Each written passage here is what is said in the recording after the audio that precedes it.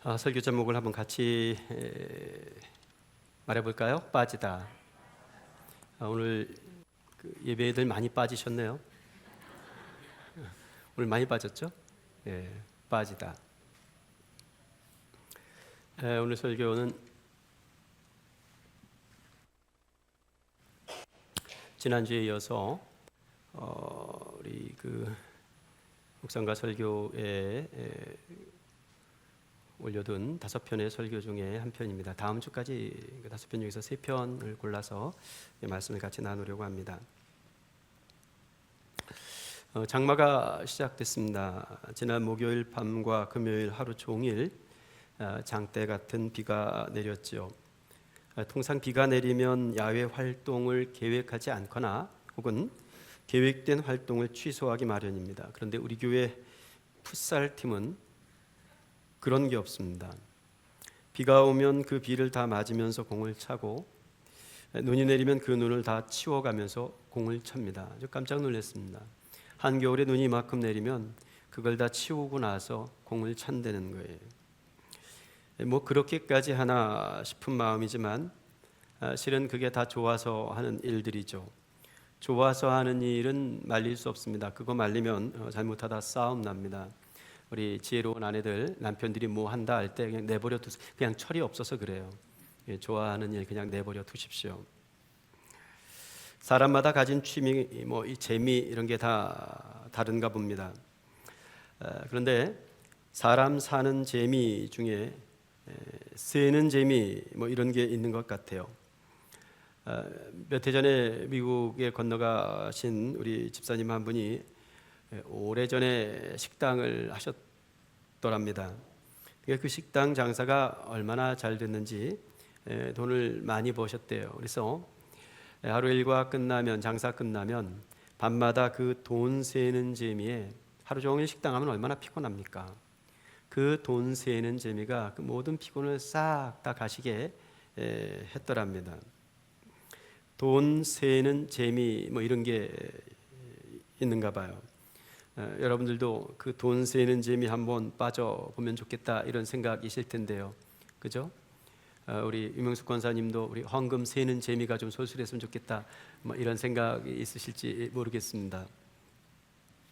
근데 이 돈 세는 재미라는 건 장사가 잘 되고 돈을 많이 벌 때 생기는 재미입니다. 장사가 안 되면 돈 세는 게 한숨만 나오는 일입니다. 그렇죠? 저는 제 아내가 가게를 하고 있기 때문에 이걸 손톱만큼 좀 알고 있습니다. 오늘 살펴읽은 긴 본문, 우리 염희경 권사님께서 긴 본문을 다른 번역으로 잘 읽어주셨는데요. 다윗의 인구조사에 관한 내용이죠. 우리 안진호 목사님께서 지난 금요일에 이 본문 8절까지를 가지고 말씀을 전해주시기도 하셨습니다. 다윗이 세는 재미에 좀 빠진 것 같아요. 세는 재미인데 이게 돈을 세는 재미가 아니라 뭘 세는 재미에 빠진 겁니까? 사람 세는 재미에 빠진 겁니다. 다윗이 이 사람 세는 재미에 빠져서 어떤 끔찍한 일을 당하게 되는지, 그리고 그 끔찍한 상황을 어떻게 벗어나게 되는지까지를 이렇게 두루 헤아려 살펴보려고 합니다. 다윗이 인구조사를 명령합니다. 브엘세바에서부터 단까지 이스라엘을 계수하고 돌아와 내게 보고하여 그 수요를 알게 하라. 요압에게 내린 명령이죠. 브엘세바에서 단까지라는 이 말은 온 이스라엘을 표현하는 수거적 표현이에요. 그러니까 단이 맨 끝에 있고 브엘세바가 맨 아래에 있으니까 온 이스라엘을 아우를 때 수거적으로 브엘세바에서부터 단까지 이렇게 표현합니다. 그러니까 온 이스라엘을 돌아다니면서 싸움에 나갈 병사들 수를 좀 세어보라는 거예요. 요압이 들어보니까 이 명령이 좀 부당해요. 하나님 앞에 이게 옳지 않은 명령인 것 같아요. 그래서 다윗을 만류하죠. 그렇게 하지 않아도 하나님께서 복 내려주실 텐데 뭐하러 이렇게까지 하시느냐고, 이러지 맙시다, 그렇게 조언을 합니다. 하지만 다윗이 아랑곳하지 않아요. 오히려 인구조사를 재촉을 하죠. 왕의 명령을 거스릴 수 없었던 요압은 결국 온 이스라엘을 돌아다니면서 싸움에 나갈 만한 사람들의 수를 세워서 다윗에게 보고합니다. 이 일, 다윗이 군사의 수를 센 이 인구조사가 하나님께 악한 일이 돼요. 그래서 하나님께서 이스라엘 백성들을 치셨더라. 그제서야 다윗이 하나님 앞에 죄를 고백하고 용서를 구하더라는 것이 1절부터 8절까지의 내용입니다. 자, 여러분께 한번 여쭤보죠. 다윗은 왜 인구조사를 했을까요? 왜 지금 다윗은 싸움에 나갈 만한 사람들, 이 군사들의 수를 세라고 명령을 내렸을까요? 군사의 수에 자신이 있었고 그게 재미가 있었기 때문입니다. 수의 영광을 좀 누려보겠다, 이런 심산입니다.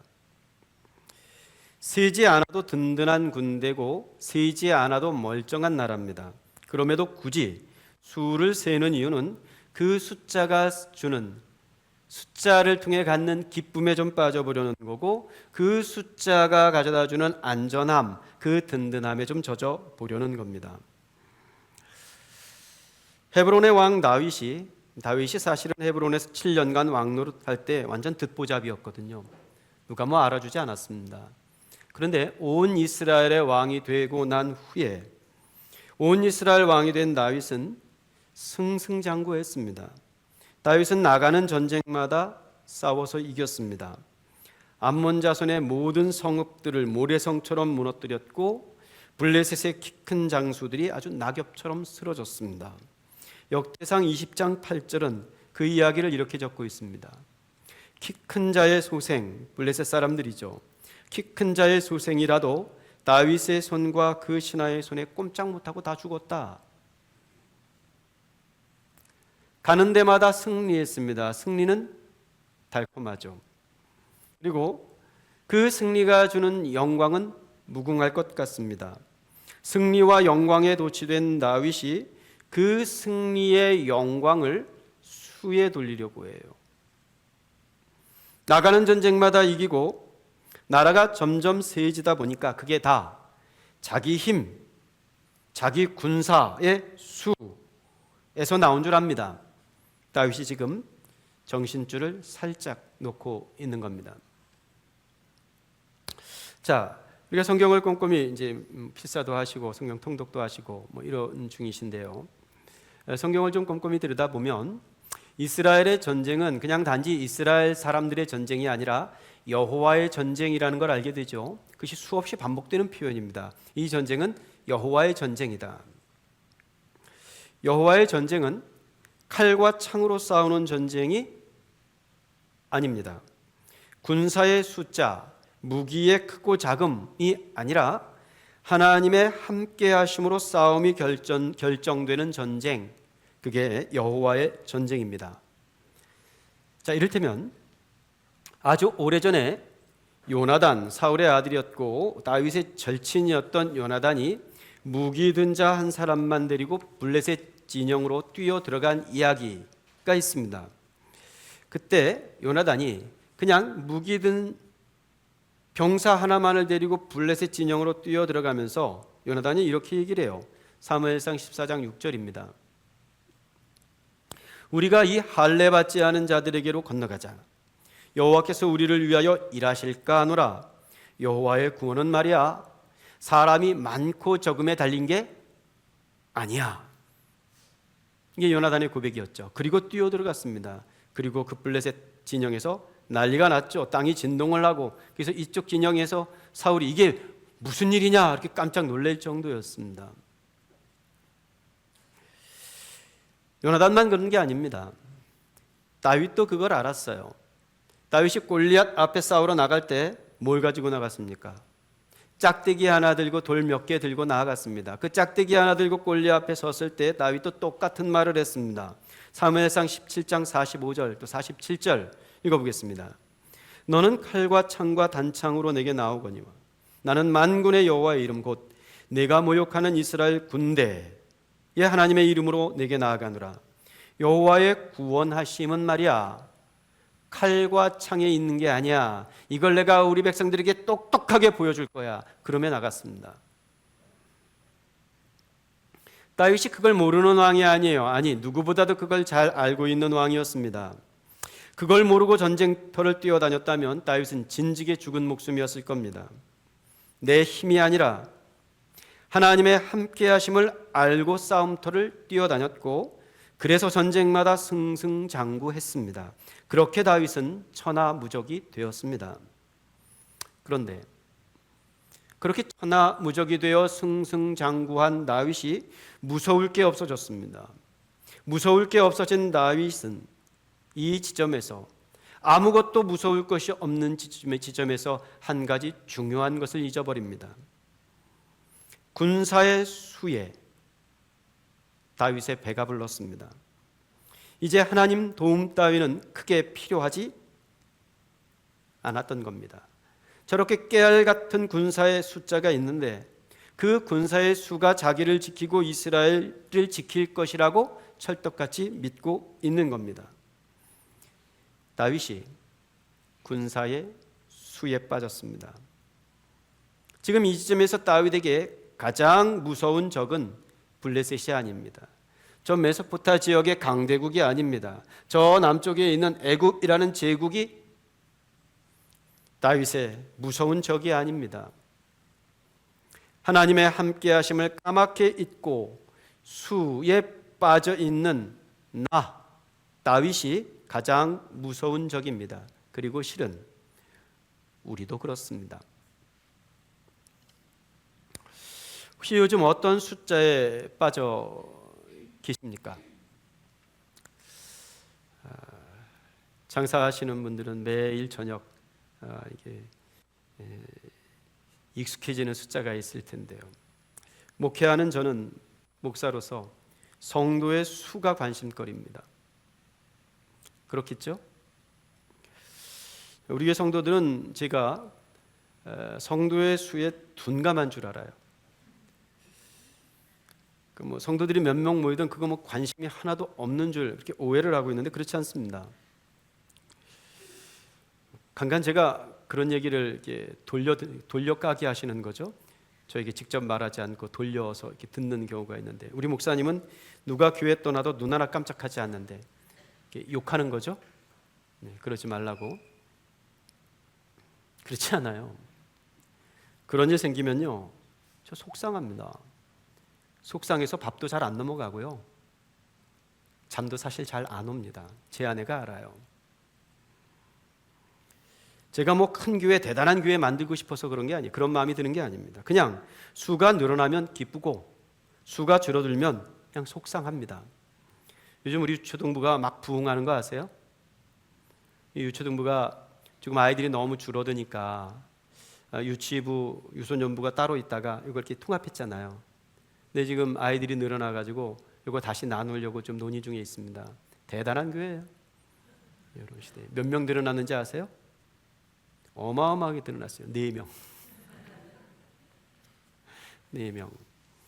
근데 그 4명 늘어난 것 가지고 우리 선생님들이, 유치부 선생님들이 고무가 돼가지고요, 고모가 된 건지 고무가 된 건지 너무 좋아하고 있습니다. 그렇더라도 수에 매이지 않으려고 제 나름 애를 쓰기는 합니다. 수가 더 많이 늘어나면 그게 좋은 교회라는 일반적 공식을 따르지 않으려고 참 애를 많이 씁니다.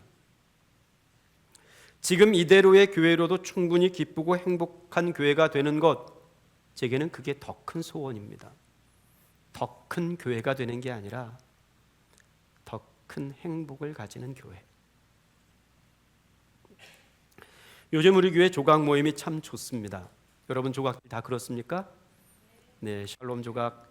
제가 지난 금요일 원주 내려가서 우리 김경희 권사님 뵈면서 조각에 얼마나 고마워하는지, 다 조각 지체들이 한 사람 한 사람 전화를 주시는데, 조각 이 사람 전화 받을 때마다 그렇게 눈물이 나고, 그래서 걱정을 끼쳐드려 미안하다고 이렇게 눈물을 펑펑 흘리면서 말씀을 나누시는데, 이 조각이 서로 위로가 되는 거죠.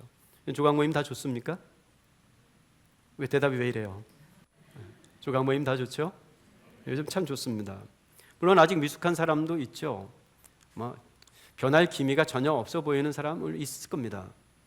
그런데 그럼에도 서로의 사귐과 관계가 참 좋아 보입니다.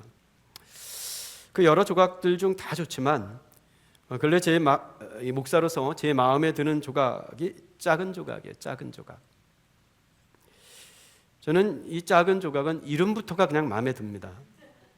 제 철학, 이 목회관하고도 굉장히 잘 맞는 것 같고, 작은 조각. 보통 이 네이밍, 이 이름을 짓는다는 건 그 이름 안에 의미를 담는다는 거 아닙니까? 그 이름 자체가 하나의 메시지가 되는 거예요. 그러니까 작은 조각이라고 이름 지을 때는 그 이름을 지을 때의 의미를 같이 담은 거죠. 메시지가 있는 거예요. 몇 명 되지 않는 사람들로 시작했습니다. 진짜 작은 조각이었거든요. 모여서도 뭐 대단치 않은, 그러니까 시시한 사람들이 모여서 작은 조각이 되었습니다. 작은 조각이니까 하는 일도 뭐 대단한 일이 아닙니다.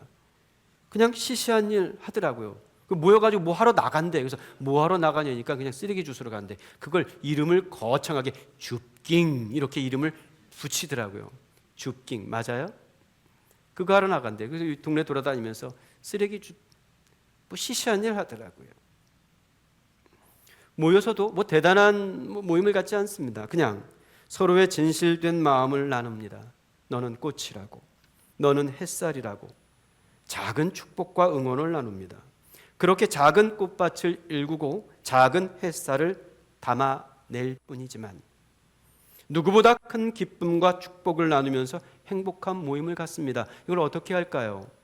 제 며느리가 거기에 있기 때문에 압니다. 이놈은 교회라는 걸 처음 와본 놈이에요.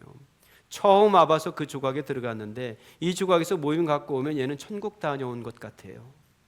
뭘 어쨌길래, 뭘 대단한 일을 했길래 그냥 작은 조각이 작은 일을 하면서 작은 사랑과 작은 꽃밭을 일구었을 뿐인데 수에 빠지지 않는 참된 성도의 교제가 그 작음에 있습니다.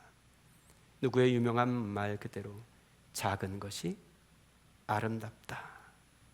사실 이건 환경, 생태를 연구하는 학자의 한마디예요. 작은 것, small is beautiful. 작은 것이 아름답다. 저는 교회도 그렇다고 생각합니다. 하나님께서 다윗의 인구조사를 악하게 여기셨고 또 그래서 이스라엘을 치셨습니다. 그러자 다윗이 정신이 번쩍 들었어요. 요즘 우리 청년들 하는 말로 현타가 온 거예요. 21장 8절을 보겠습니다. 내가 이 일을 행함으로 큰 죄를 범했다. 내가 심히 미련하게 행하였다. 다윗이 하나님께 용서를 구합니다. 이제 여러분들도 다 아이들 말로 눈치 까셨겠습니다만, 눈치채셨겠습니다만, 다윗은 흠도 결도 없는 맑은 순백의 왕이 아닙니다. 유진 피터슨의 고백, 유진 피터슨의 책 제목의 그대를 빌려오자면 다윗은 그냥 현실에 뿌리박은 왕이에요. 다윗의 믿음은 현실에 뿌리박은 믿음이고 다윗의 영성은 현실에 뿌리박은 영성이었습니다. 다윗은 큰 죄를 지은 왕이 되었습니다. 하지만 다윗은 자기 죄를 알았던 왕이었습니다. 죄인 된 자리에서 다윗은 여지없이 하나님 발 앞에 엎드립니다. 주제 넘은 왕이 하나님의 영역을 넘봐서 수를 헤아렸지만 그게 죄였다는 걸 알고는 다시 자기 주제로 돌아갑니다. 소크라테스의 그 유명한 경구를 우리 서북교회 성도들은 그리스 말로 할 줄 알잖아요. 그죠? 우리 성도들이 얼마나 대단해요.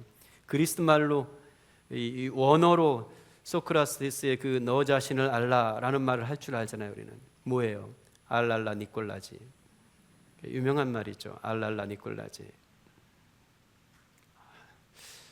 잘 안 통하나요 지금? 그런데 자 이제 자기 주제를 알고 하나님 앞에 회개를 하기 시작했어요. 그런데 다윗의 회개에는 이게 우리가 좀 중요하게 눈여겨두어야 할 지점인데 대가가 따랐습니다. 하나님께서 세 가지 재앙을 내놓으시죠. 그 세 가지 재앙이 뭡니까? 3년 동안의 기근이라든가 혹은 3년 동안의 3개월 동안의 전쟁이라든가 혹은 3일 동안의 전염병이 온 이스라엘에 퍼지는 것이라든가 이 세 가지 재앙을 내어 놓습니다. 다윗이 그 중에 하나를 선택해야 합니다. 그런데 어느 것 하나 수월한 게 없습니다. 이게 형식 모양은 옵션을 같이 보이지만 어느 걸 선택해도 더 낫거나 또 못한 게 없습니다. 세 가지 재앙이 다 죽을 맛이에요. 3년 동안 기근이 들어요. 뭐 먹고 삽니까? 3개월 동안 온 이스라엘의 전쟁이 나는데 이스라엘이 한 번도 이기지 못하고 쑥대밭이 돼요? 그럼 이란에 죄송합니다만 이 시대의 가장 대표적인 깡패 나라 두 나라가 쑥대밭을 만들고 있지 않습니까? 3개월 동안 그렇게 쑥대밭을 만들어 놓고 나면 나라가 건사할 수 있습니까? 3일 전염병. 이렇게 현대 과학이 발전한 시대에도 코로나 하나에 쩔쩔맸어요. 부분적으로 이루어진. 근데 그 시대의 전염병이 사흘 동안 온 이스라엘에 창궐해요. 누가 살아남습니까? 뭘 선택해요? 다윗이 지금 곤경에 빠졌습니다. 21장 13절을 보죠. 다윗이 갓에게 이르되, 갓은 선지자죠. 갓 하나님이 아니고요. 오늘 뭘 해도 안 통하네요. 선지자 갓에게 이르되 내가 곤경에 빠졌도다. 여호와께서는 긍휼이 심히 크시니 내가 그의 손에 빠지고 그의 손에 빠지고 사람의 손에 빠지지 아니하기를 원하나이다. 이렇게 말합니다. 곤경에 빠졌어요, 다윗이. 죄의 값을 달게 받아야 하는 상황은 그 자체로 곤경이고 또 고통입니다. 곤경과 고통 중에 다윗은 뭘 기억합니까? 하나님의 긍휼을 기억합니다. 이 세 가지 곤경 중에서 어떤 걸 택해야 좀 나을까 머리를 굴려서 좀 더 나은 걸 제주껏 빠져나가려고 선택하지 않고 그냥 하나님의 긍휼과 은혜를 구합니다. 그걸 뭐라고 표현하냐면 내가 사람의 손이 아니라 하나님의 손에 빠지겠다. 나의 선택이 아니라 하나님의 선택에 내가 나를 던져놓겠다. 이런 말을 하는 겁니다. 곤경에 빠진 다윗이 하나님의 긍휼에 기대입니다. 사람의 손, 나의 선택에 기대지 않고 나의 영리한 판단에 기대지 않고 하나님의 손, 하나님의 은혜에 모든 것을 내어놓고 바라며 기대입니다. 재앙의 크기나 경중이 아니라 재앙의 공평함을 염두에 둔 결정이에요. 뭐가 더 나을까? 그걸 따져 묻는 게 아니라니까요. 다 똑같다는 거예요. 본래 죄의 값은 쉬운 게 없습니다. 어느 걸 선택해야 죄의 값이 더 쉽습니까? 죄의 값을 가볍게 여기니까 그만큼 죄를 쉽게 짓는 거 아닙니까? 다윗은 잔머리를 굴려서 쉬운 죄값, 가벼운 죄값을 따져 고르지 않습니다. 그 죄값을 치르는 곤경 중에 이 말, 하나님의 긍휼, 그걸 구합니다. 무조건의 용서를 구하는 게 아닙니다. 죄의 값을 받겠다는 거예요. 받되 그 죄값을 받는 중에도 하나님의 긍휼이 크시다는 것을 헤아리겠다는 거예요. 우리가 당하는 고통보다 하나님의 긍휼이 크다는 것을 다윗이 지금 고백하고 있는 겁니다. 그리하여 다윗은 이스라엘이, 여기 이 민족이, 다윗의 나라가 나의 선택이 아니라 하나님의 선택, 하나님의 손에 빠지기를 구하고 있습니다. 잘못했습니다. 용서해 주세요. 면피의 도구로 삼으려는 건 회개가 아닙니다. 합당한 죄의 대가를 받되 그 가운데에서도 하나님의 긍휼이 더 크다는 것을 믿고 그 죄값을 감당하는 자리, 거기에 참된 회개가 있습니다. 여러분, 지금 하는 한 문장은 경구처럼 기억하고 계시면 좋겠습니다. 회개는 우리의 오해의 지점인데, 회개는 회복을 구하는 게 아니라 용서를 구하는 겁니다. 자, 이를테면 집 나간 탕자가 자기가 잘못한 걸 알았어요. 그래서 회개하죠. 뭐라고 회개합니까? 회복을 구합니까? 천만에요. 내가 이제 아버지의 집으로 가야겠다. 아버지의 집에 가서 아버지에게 내가 이렇게 말씀을 올려야 되겠다. 아버지요, 내가 하늘과 아버지께 죄를 얻었사오니 이제 내가 아버지의 아들이라 일컬음을 감당하지 못하겠사오니 나를 그냥 품꾼의 하나로 삼으소서. 탕자의 회개는 회복을 위한 회개가 아니라 용서를 위한 회개였습니다. 내가 아버지의 집에 가면 아들의 지위를 회복하겠지 그러고 집으로 돌아가는 게 아닙니다. 그냥 내가 품꾼의 하나로 살더라도 아버지의 용서를 구하기 위해 내가 집으로 가야지 그랬던 겁니다. 회개는 하나님의 용서가 가장 큰 회복이라는 걸 경험하는 자리입니다. 그렇죠. 그 마음으로 나아가 단지 내가 회복하고 싶어서가 아니라 용서를 바라 집으로 갔더니 아버지가 어떻게 대합니까? 가서 제일 좋은 옷 입혀라, 가락지 끼워라, 소잡아라. 아들의 용서에 회복을 입혀주십니다. 회개는 하나님의 용서가 가장 큰 회복이라는 걸 경험하는 자리예요. 그걸 극적으로 보여주신 사건이 예수 그리스도의 십자가입니다. 십자가는 하나님의 용서가 우리에게 가장 큰 회복이 된다는 메시지를 전하는 메가폰이에요. 그 얘기하는 거잖아요, 십자가에서. 그런 거로 십자가의 복음을 듣고 믿음을 가진 사람들은 수를 헤아리지 않습니다. 그 십자가의 복음을 들었으니 나를 형통케 해주십시오, 이런 쓸데없는 구함을 가지지 않는단 말입니다. 사람의 수가 아니라 내 손에서 헤아려지는 무엇이 아니라 하나님의 손에 빠져서 평안을 누리는 자들, 그게 십자가에서 그 확성기로 전해지는 복음의 메시지입니다. 세 가지 재앙 중에 하나님께서 전염병을 내리시죠. 전염병으로 목숨을 잃은 사람이 7만 명이나 되었답니다. 오르난의 타작마당에 그 재앙을 몰고 온 천사가 칼을 빼들고 서 있습니다. 그걸 본 다윗이 굵은 배를 입고 얼굴을 땅에 대고 엎드려 간구합니다. 이 백성이 무슨 죄가 있겠느냐고. 이게 다 왕 내 교만 때문에 생겨난 일인데 나와 내 집을 벌하시면 충분하지 왜 내 백성까지 이렇게 어렵게 하시느냐고 간청을 합니다. 여러분, 이게 왕의 언어고 이게 대통령의 언어 아닙니까? 온 나라를 벌집으로 만들어 놓고도 나는 잘못이 없다고 두 발 뻗는 건 그건 지도자의 언어가 아닙니다. 왕 노릇의 재미가 들려서 숫자 노릇을 벌이던 다윗이 하나님께서 세우신 왕 본연의 모습으로 돌아옵니다. 하나님의 다스리심 안에서 백성들을 잘 살피는 목자와 같은 왕 다윗으로 돌아옵니다. 여호와의 천사가 선지자 갓에게 신탁을 내려 다윗에게 이렇게 전하거라 신탁을 내려줍니다.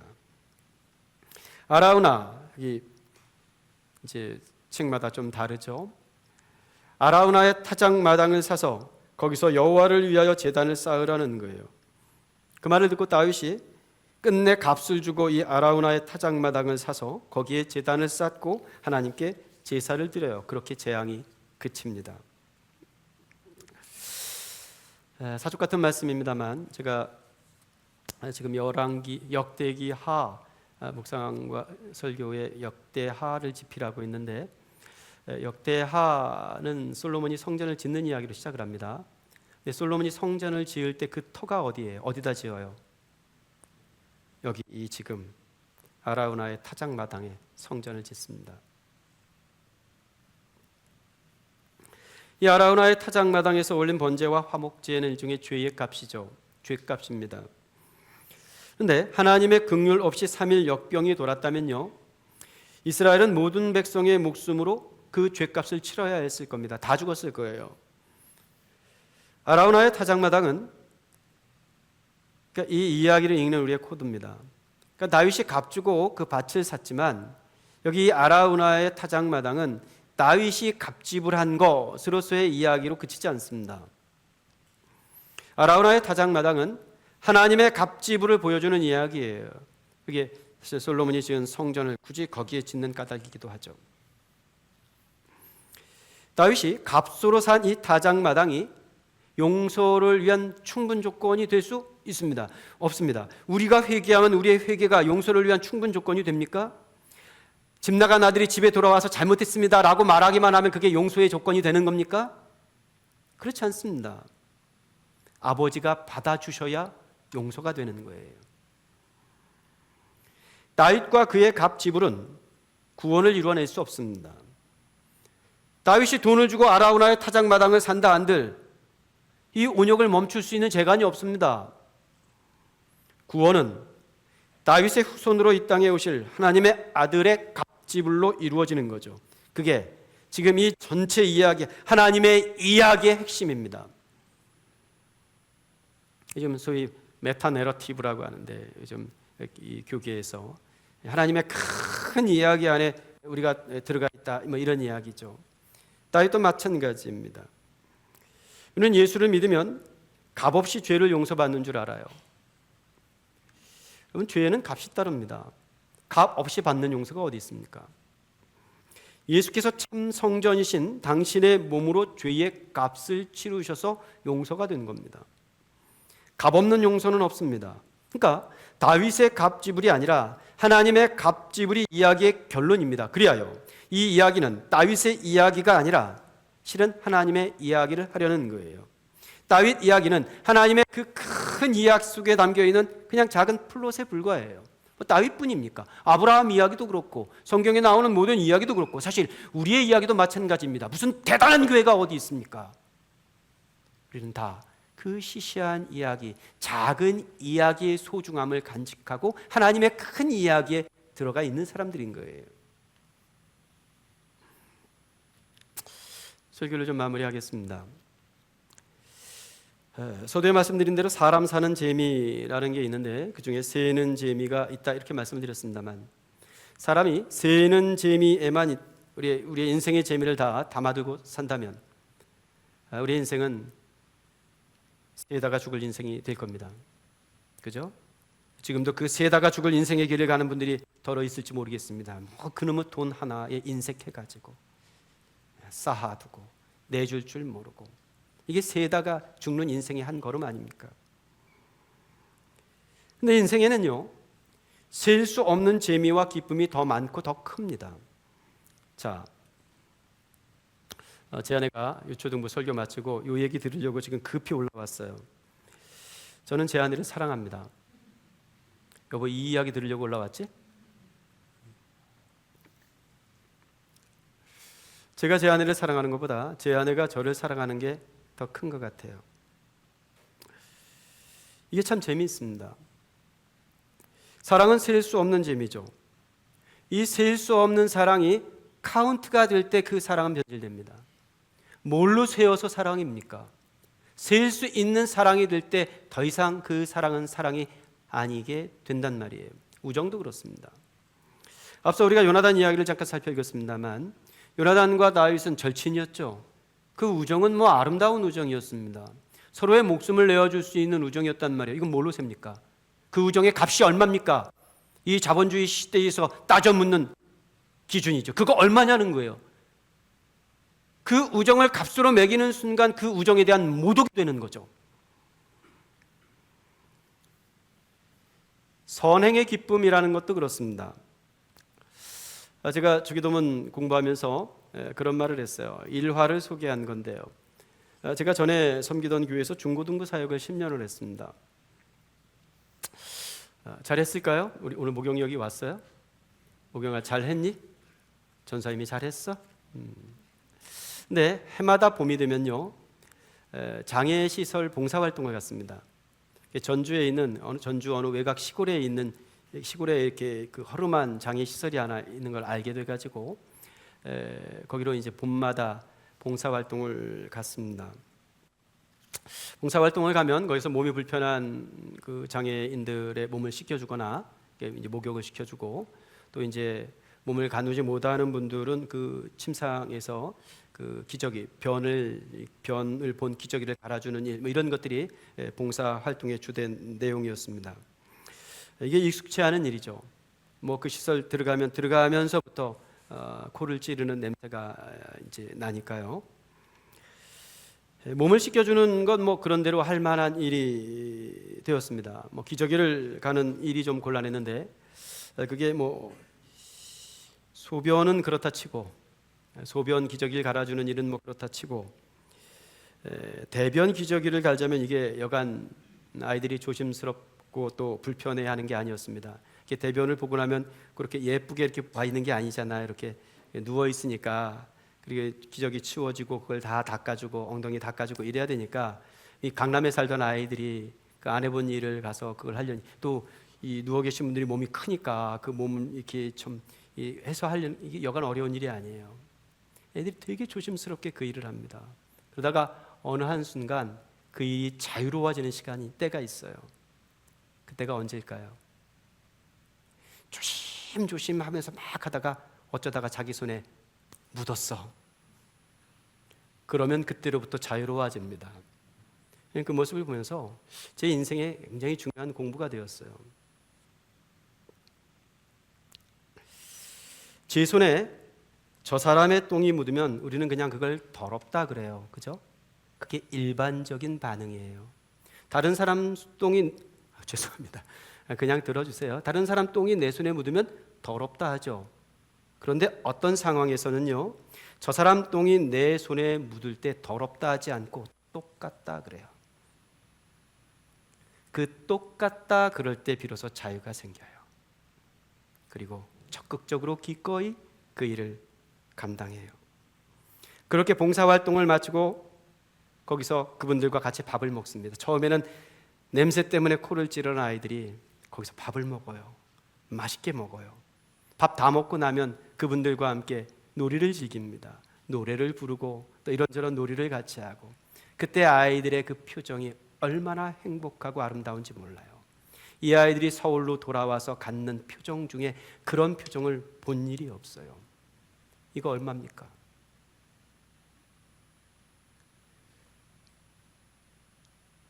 이걸 얼마의 수로 헤아릴 수 있는 겁니까? 선행의 기쁨이라는 게 있어요.